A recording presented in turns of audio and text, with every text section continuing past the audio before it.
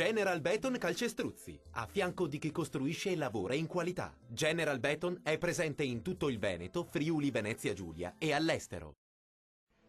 Ben ritrovati al meteo. Splendida giornata di sole ma con qualche disturbo pomeridiano. Vediamo il dettaglio di venerdì 20.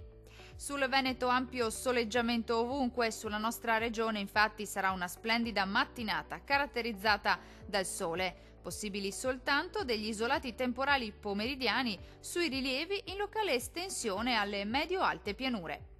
Temperature minime tra 18 e 21 gradi, valori massimi compresi invece tra 28 e 34 gradi.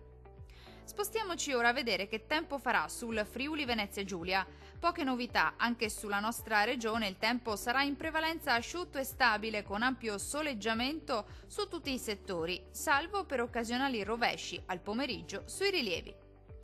Temperature minime tra 20 e 22 gradi, valori massimi oscillanti invece tra 30 e 33 gradi circa. Infine uno sguardo alla situazione meteorologica del Trentino Alto Adige.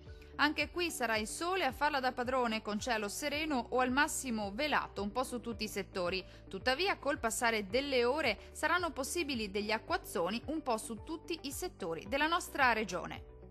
Temperature minime sui 18 gradi circa, valori massimi oscillanti invece tra 31 e 33 gradi. Per ora è tutto. Un saluto dal meteo di Antenna 3.